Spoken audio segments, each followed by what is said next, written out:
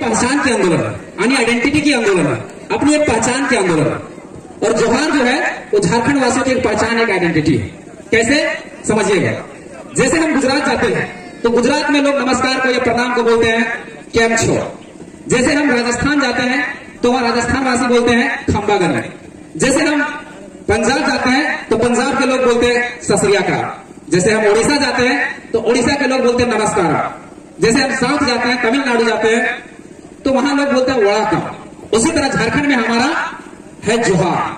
तो आज से आप लोग जहां जाएंगे, जिससे भी मिलेंगे, दोस्त हो, यार हो, मित्र हो, काका हो, जेठा हो, जिनसे भी आप मिलेंगे उनको आप बोलेंगे क्या? जोहार। क्यों? क्योंकि इससे आपकी एक आइडेंटिटी बनेगी, एक पहचान बनेगी। अगर कोई झारखंड का वासी अगर उठ के अगर महाराष्ट्र में जाता है और महाराष्ट्र में झारखंड के दो लोग मिलते हैं, आपस में अगर करते हैं कि जोहार, तो खुद पहचान हो जाएगा कि ये झारखंड के वासी यानी आइडेंटिटी। जैसे कि हम एक बार अपने घर से रांची की और ट्रेवल कर रहे थे तो हमको एक रास्ते में ट्रेन में एक आदमी मिला। तो हमको बोला रोवत नहीं कैसन बा, तो हम तुरंत समझ गए कि बिहारी। उन्हें बताया हमको कि हम बिहारी हैं, लेकिन उनकी भाषा से हम पहचान लिए कि वो बिहारी है। उसी तरह जब आप महाराष्ट्र में, चाहे गुजरात में, जहां झारखंडी लोग मिलेंगे और जैसे ही संबोधित करेंगे जोहार, तो हम समझ जाएंगे कि खांटी झारखंडी है। लड़ाई उसी की है। यही धरती में, ये कौन लोगों की धरती, हो लोगों की धरती में सबसे पहले झारखंड में प्रवेश किया। जब यहाँ प्रवेश किए तो यहाँ के हो लोगों ने सबसे पहले यहाँ विद्रोह कर दिया कि झारखंड की माटी हमारी है, ये जल जंगल जमीन हमारी है, तो इसमें हमारा अधिकार होगा। कैसे? अंग्रेज लोग क्या थे, जब इस माटी में आए तो सबसे पहले वहां पैसा कमाने का कोई साधन नहीं था। उस समय तांबा नहीं था, अभ्रक नहीं था, कोयला नहीं था, वो तो बाद में खोज हुआ। तो कमाने के साधन क्या था? तो जमीन था। तो जमीन में उन्होंने क्या किया? लगान लगाने का काम किया। मान लिया जाएगा अगर आपकी जमीन है, कट्ठा मतलब समझा, कट्ठा एक काठ दो काठ समझा, नहीं समझा तो पैसा समझा। अगर मान लीजिए आपके खेत से अगर 1 रुपए की कमाई होती है तो 75 पैसा जो है अंग्रेजों के कोष में जमा करना पड़ता था और 25 पैसा आपको मांगा। मतलब जमीन आपकी, खेती आपकी, फसल आपका, लेकिन 75 पैसा बेच के उसको अंग्रेजों को देना पड़ता था। तब यहाँ के कौन लोगों ने सबसे पहले विद्रोह कर दिया, वो लोगों ने सबसे पहले विद्रोह कर दिया। और सबसे पहला विद्रोह 1767 ईस्वी में ढाल विद्रोह हुआ, केवल जल जंगल जमीन को बचाने के लिए। 1773 में फिर रघुनाथ महतो के नेतृत्व में चौहान विद्रोह हुआ, यही जमीन, यही माटी को बचाने के लिए, लगान को नहीं देने के लिए। फिर 1750 ईस्वी में तिलका मांझी का विद्रोह, फिर 1820 ईस्वी में कौल विद्रोह, 1855 ईस्वी में हुल विद्रोह जिसको संथाल विद्रोह कहते हैं, और फिर 1895 ईस्वी में बिरसा मुंडा का विद्रोह। फिर बिरसा मुंडा का मौत 1919 ईस्वी में रांची में हो जाता है। तब अंग्रेज एक कमेटी बनाते हैं और इन सारे विद्रोह का होने का सब एक ही कारण रहता है। वो कारण क्या है कि अगर जमीन हमारी है तो हम लगान तुम्हें नहीं देंगे, लगान तुम्हें नहीं देंगे। इससे पहले एक रूल आता है, कानून आता है। जब हम बिहार में थे, बिहार में नहीं बल्कि हम बंगाल प्रेसिडेंसी में ही थे, तब हमारा 1793 ईस्वी में कानून आता है जिसको बोलते हैं अस्थायी बंदोबस्ती। ऊपी से जमींदारों को लाया गया झारखंड में और कहा गया कि तुम यहाँ से लगान वसूलो, मतलब अगर तुम्हारा विरोध झारखंडी करता है तो लड़के मरोगे भी तुम ही लोग, अंग्रेज नहीं मरेंगे। तो 1793 ईस्वी में जो कानून लाया गया उसका पुरजोर विरोध झारखंड के धरती में हुआ कि हम लगान किसी कीमत पर नहीं देंगे, जान दे देंगे लेकिन लगान नहीं देंगे। इसलिए नहीं देंगे क्योंकि जमीन हमारा है, इसको हम जंगल के साफ करके खेती करने लायक बनाना, हम लगान तुमको नहीं दे सकते। तो टोटल भारत के इतिहास में सबसे ज्यादा जो लड़ाइयां हमने लड़ी वो झारखंड में लड़ा गया। टोटल 150 लड़ाइयां या विद्रोह हमने लड़ी। ये छोटा सा नागपुर का ही पठार सबसे ज्यादा विद्रोह किया तो अंग्रेज का खून सूख गया। आखिर आदमी तो उनका भी मरता था विद्रोह में। तो उन्होंने कहा कि क्या कारण है कि सबसे ज्यादा विद्रोह होता है। तो उस समय के छोटा नागपुर के जो कमिश्नर थे वो थे जे.एच. हॉफमैन। जे.एच. हॉफमैन ने क्या काम करवाया कि बोला कि अगर इनकी जमीन जो है, अगर इनकी जमीन को अगर सुरक्षित कर दिया जाए तो स्वतः ही विद्रोह समाप्त हो जाएगा। ये समिति का रिपोर्ट था। बोला ऐसा बात है। तो सबसे पहले जे.एच. हॉफमैन ने सर्वे कराने का काम किया और मेरा सर्वे जो प्रारंभ हुआ, अब सुनिएगा हमारा खतियान का इतिहास। खतियान यहां से प्रारंभ होता है।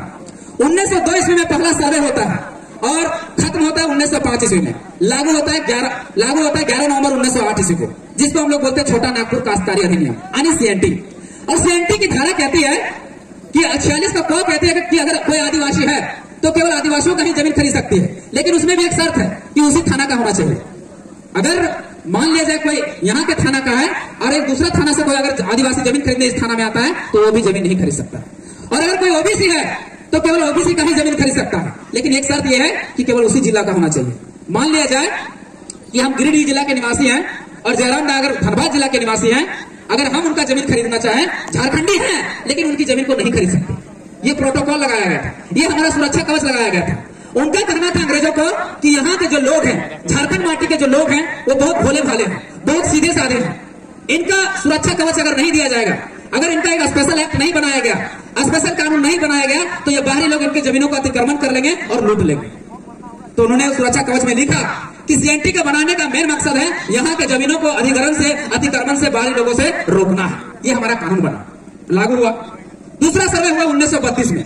1932 यहीं पर हमारा खतियान इशू हुआ, और ये झारखंड के पूरा भूमि में ये 1932 है।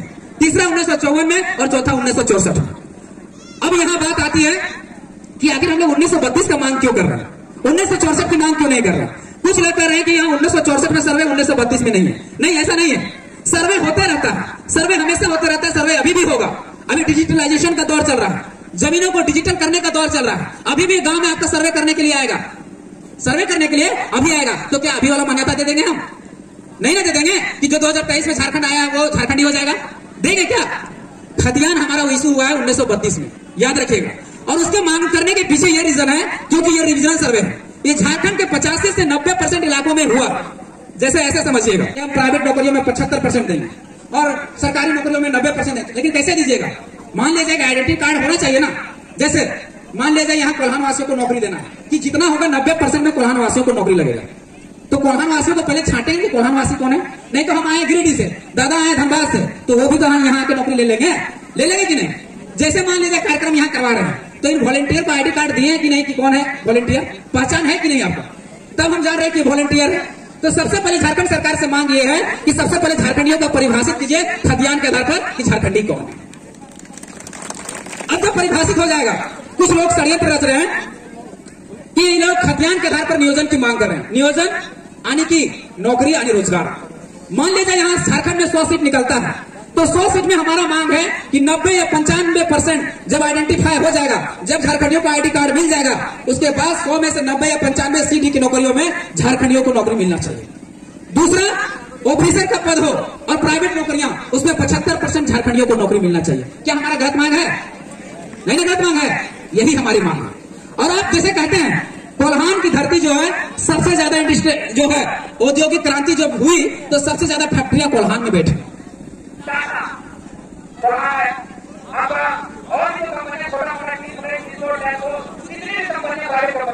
सब कोल्हान में बेसी। अब यहाँ के लोगों को अगर 100 में 75 लोगों को अगर नौकरी मिलता है तो कितना लोगों को रोजगार मिलेगा, आप लोग सोच लीजिए। यही हमारी मांग। और ये लड़ाई छोटा मोटा नहीं है। जैसे झारखंड 88 साल संघर्ष करने के बाद 88,000 कुर्बानी देने के बाद जैसे झारखंड मिला, उसी तरह ये पहचान की लड़ाई है। और पहचान की लड़ाई इतनी आसानी से आपको मिलने वाली नहीं, इसके लिए लड़ना पड़ेगा।